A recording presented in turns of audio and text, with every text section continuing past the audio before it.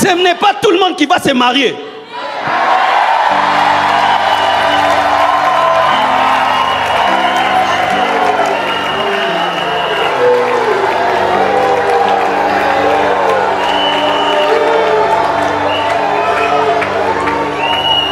C'est la vérité.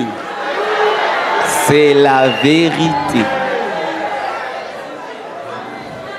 1, il y a plus de femmes que d'hommes. 2, il y a des hommes qui ne veulent pas se marier. 3, il y a des hommes maintenant qui épousent des hommes. Maintenant. Et il y a des femmes qui ont l'appel à ne pas se marier, à servir Dieu toute leur vie. Jésus est leur mari. Si vous ne savez pas, mes sœurs, des fois vous forcez le mariage alors que votre appel, c'est d'être seul et de servir Dieu. Frère, tu forces le mariage, peut-être toi tu es eunuque par la volonté de Dieu. C'est écrit dans la parole, il y a des eunuques par la volonté de Dieu. Jésus ne s'est pas marié. Mais oui, non? Mais Jésus ne s'est pas marié à cause de sa mission. Il ne pouvait pas se marier. Il y a des gens, leur mission ne les permet pas de se marier. C'est pourquoi tu te maries, tu fais souffrir la femme et l'homme parce que tu n'es pas appelé à te marier. Hey.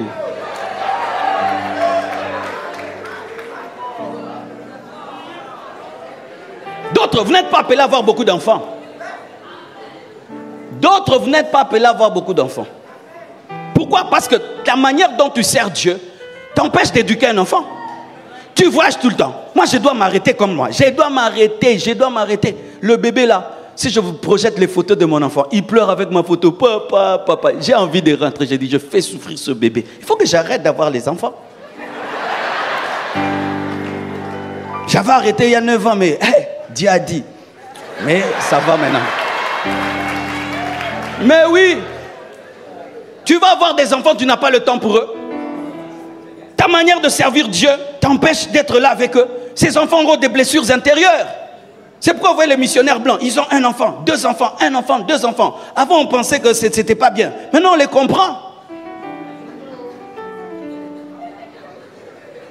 Oh oui, oh Dieu donne, comment je peux refuser? Vraiment.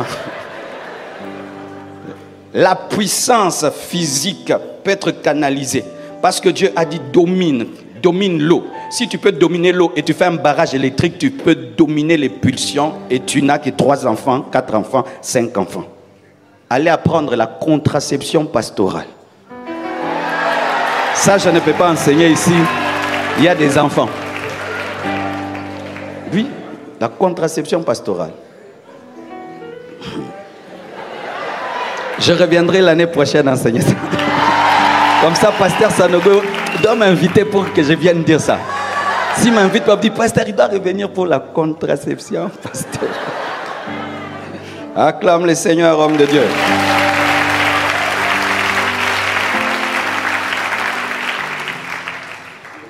Ne manipule pas, ne manipule pas. Des hommes de Dieu aujourd'hui manipulent même les jeunes filles pour coucher avec elles. Oh ma fille, tu as vu comment Élie s'est endormi sur le mort et puis l'a ressuscité. Le Seigneur m'a dit qu'on fasse comme Élie. Mais là c'est un cadavre. Moi je suis chaude, je suis vivante. Vraiment, attends que je meure et tu viendras. Non, le Seigneur a dit je dois te communiquer. C'est pourquoi, cher homme de Dieu, enseignez la parole à vos fidèles. Parce qu'ils n'écoutent pas que vous, ils ne rencontrent pas que vous. Ils sont capables de rencontrer quelqu'un qui risque de tout prendre.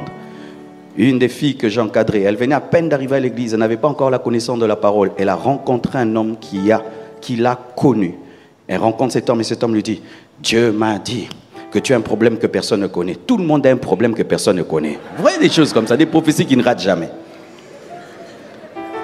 Et puis elle maintenant elle dit, oui, tout le monde pense que je suis vierge, mais je ne le suis pas.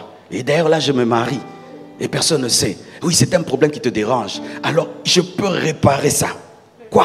Oui, il y a des prières qu'on peut faire là. Dieu va te rendre ça. Est-ce que Dieu aura ça? Alors il dit, ok, on va faire des prières. Il prie, puis il dit, Dieu m'a dit que je dois te connaître. Comme ça, je vais réparer ça. Comme c'est sorti comme ça, ça va revenir comme ça. Et la fille accepte. Et maintenant, pour fuir, tu sais ce qu'il fait?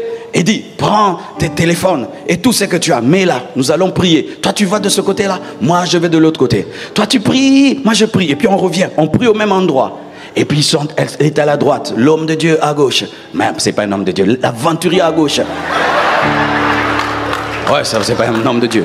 Et puis il va, il prie, il revient. Parce que tu sais, l'aventurier, il revient toujours pour te donner la confiance. Il revient la première fois, il revient la deuxième fois. La troisième fois, il répare. La sœur revient. Et le téléphone, et le corps, et tout est parti. Tout d'un coup, il ouvre ses yeux et dit, qu'est-ce qui m'est arrivé? La manipulation. Ne manipule pas les fidèles pour donner l'argent. Alléluia. Présente le besoin, présente la parole et qu'il donne. Ne manipule pas des choses comme certains. Les papas ont donné 10 000. Papa, maman, vous, qu'est-ce que vous laissez les papas vous dépasser? Eh non, 30 000. Papa, les mamans vous ont doublé. Les papas aussi s'élèvent 50 000. Eh maman, levez-vous 100 000. Et toi dans le cœur tu rigoles. Tu te sers de leur orgueil. Ne manipule pas les gens pour donner. Ne manipule pas les gens pour qu'ils soient soumis à l'église. Ne manipule pas les gens pour qu'ils se soumettent. Tel m'a dit ça, tel m'a dit ça. Ok, lui il est contre toi, lui il est contre toi. Tu divises les fidèles pour régner. Des pasteurs politiciens. Des pasteurs politiciens. Tu manipules les gens, tu les divises. Et toi, tu es l'ami de tous. Tu casses là-bas, et toi tu es au milieu. Manipulation. Lorsque tu fondes ton ministère sur la manipulation, un jour ils vont découvrir que tu les manipules et ils vont se rébeller. Ils vont se rébeller. Les jours qu'ils vont découvrir, oh, à toi il a dit ça, à moi il a dit ça. Oh, mais il avait dit la même chose. Et ok, tu vois les fidèles te convoquent dans une réunion. Et c'est toi maintenant qui es au milieu. Quelle humiliation.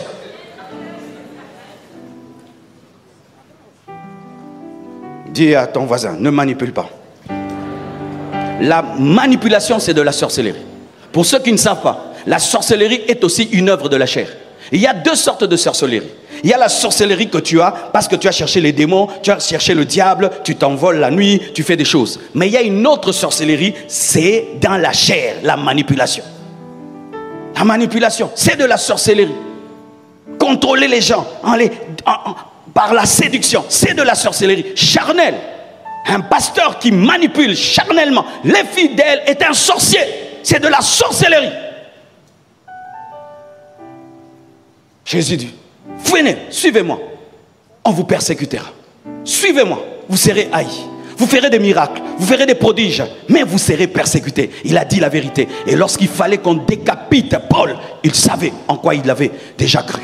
Lorsqu'il fallait qu'on crucifie Pierre, ils savaient déjà.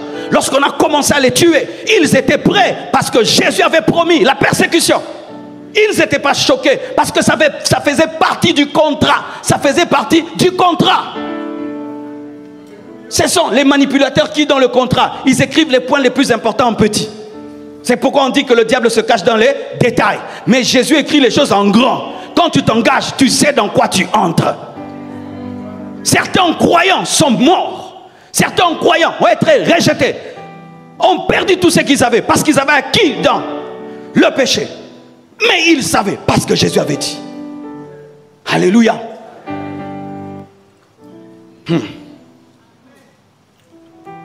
Christ ne parlait jamais avec incrédulité. Jamais avec pessimisme. Marc 10, verset 27. Jésus les regardait et dit, cela est impossible aux hommes, mais non à Dieu, car tout est possible à Dieu. Alléluia. Dis, tout est possible à Dieu. Faire marcher les paralytiques, c'est possible. Ouvrir les yeux des aveugles, c'est possible. Avoir une église de 100 000 membres, c'est possible. Acheter tous les quartiers, c'est possible. Alléluia. Voir une église qui grandit dans la vérité, c'est possible. C'est possible, c'est possible, c'est possible. Tu dois croire que c'est possible. Que le Dieu qui t'a appelé est capable de réaliser sa promesse. Qu'il est puissant, qu'il est capable. Et là où tu ne peux pas, Dieu peut. Jésus parlait toujours avec foi. Pourquoi les Juifs ont tournoyé pendant 40 ans dans le désert? Parce qu'ils ont douté. Dieu leur montre Canaan. Et ils reviennent, les espions, 12 espions reviennent. Et 10 disent, c'est un pays qui dévore ses habitants. À leurs yeux et à nos yeux, nous étions comme des sauterelles. Elle a dit, ah bon, comme vous le dites, hein, le désert va vous tuer pendant 40 ans. Comme vous devez explorer 40 jours, ça va être 40 ans. Le doute. Homme de Dieu. Lorsqu'une dimension en Dieu te donne et te dépasse, ne l'enlève pas. Certains hommes de Dieu, ils prêchent contre le miracle parce qu'ils ne voient pas les miracles. N'enlève pas les miracles dans ton enseignement parce que toi, tu n'aimes pas les miracles et tu ne crois pas aux miracles. Tu es en train d'amener l'église dans le désert. Comme cette dimension-là m'échappe, donc elle n'existe pas. Donc tu vas amputer Dieu, amputer Christ parce que toi, tu ne crois pas. Jésus guérit les malades. Jésus ressuscite les morts. Jésus ouvre les yeux des aveugles. La puissance de Dieu est réelle. Alléluia. Ne deviens jamais un pasteur intellectuel. Rationnel. Ah ben, je ne crois pas trop au miracle. Vous savez, le temps de miracle est passé en notre temps. Pasteur, je ne crois pas aux démons. Il y a les démons. Il y a les démons. Les démons. La sorcellerie. Il y a la sorcellerie. La sorcellerie existe. Les chrétiens sont attaqués aussi par des démons. Ils sont attaqués par la sorcellerie. Dites tout ce qui est biblique. N'enlevez pas. Et lorsque tu traverses des moments personnels de crise, n'ampute pas la Bible. Comment? Tu es toi-même malade. Tu ne guéris pas. Et puis tu ne prêches plus sur la maladie. Tu ne te prêches pas toi. Prêche Jésus. Tu traverses des moments de pauvreté. Tu ne parles pas de la richesse. Tu ne prêches pas ton abondance. Tu prêches l'abondance de Jésus. Car des fois, au lieu de prêcher la Bible, nous prêchons nos incrédulités. Donne-moi la main, hein? Tu n'aimes pas la puissance, tu commences à prêcher contre la puissance. Non, la Bible parle de la puissance. La Bible parle de l'importance de l'onction. Tu ne vas pas enlever de la Bible des choses selon ton bon plaisir, comme si c'est du self-service. Alléluia. Oh, tu n'aimes pas la richesse, tu commences à casser la richesse. Dans la Bible, il y a la richesse, il y a la prospérité. Il y a la prospérité. Je désire que tu prospères à tous égards, comme prospère l'état de ton âme. C'est écrit dans la Bible. Tu ne vas pas enlever ça parce que ça ne te plaît pas. Ce n'est pas ta parole. Tu luttes avec des péchés, tu n'arrives pas à abandonner le péché, tu commences à casser la sanctification. Personne n'est saint, tout le monde pêche. C'est toi qui pêches, c'est toi qui pêches, c'est toi qui pêches. Ah oui, ne prêche pas tes limites, prêche la parole de Dieu. À l'homme cela n'est pas possible, mais à Dieu c'est possible, c'est possible. Ne ramène pas l'église à ton niveau, amène l'église au niveau de Dieu. Parce que tu risques de faire de tes limites, hein, les limites de l'assemblée. Et comme tu ne peux pas entrer dans Canaan, eux aussi ne vont pas entrer dans Canaan. Alléluia. J'étais célibataire, je bénissais les mariages Nanko. Nanko en lingala, c'est dire hein, vraiment avec autorité. Les gens venaient me dire, pasteur, comme tu n'es pas marié, tu ne peux pas bénir les mariages. Je dis, bon, quand tu étais à l'église catholique, qui te bénissait? Il était marié, il avait même la vision de se marier. Qui a béni le mariage de ton père et de ta mère?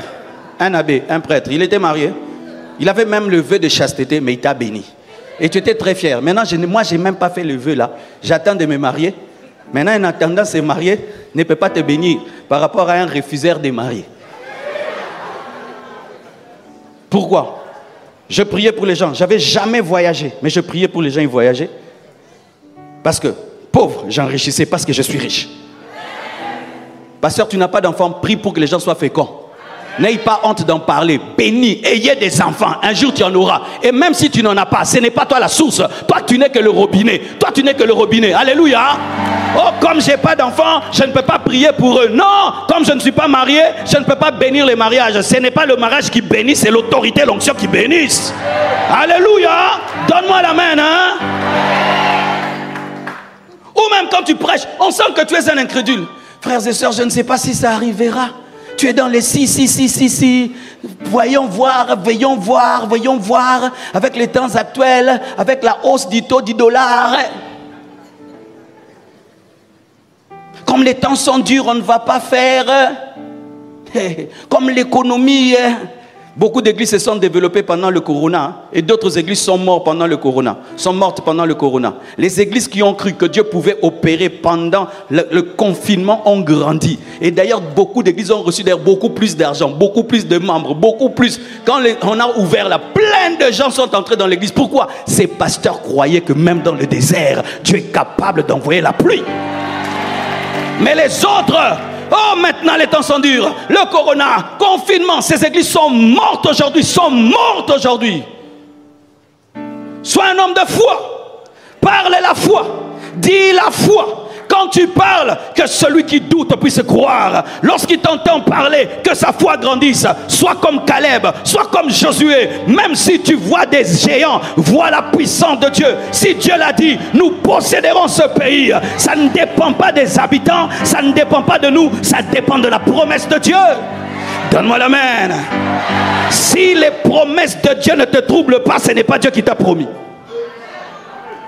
Quand Dieu t'appelle, ça doit te troubler. Si toi, tout ce que Dieu te promet, tu trouves c'est compréhensible, c'est humain, ce n'est pas Dieu. Dieu t'appelle et te trouble. Et il te dit qu'il va te donner des enfants alors que tu es doublement ménopausé. Il te promet une terre d'autrui alors que tu n'as pas la puissance de l'acquérir. Il te promet Jéricho alors que tu ne peux pas renverser. C'est ce que Dieu fait. Si tu comprends tout dans ton ministère, c'est ton ministère.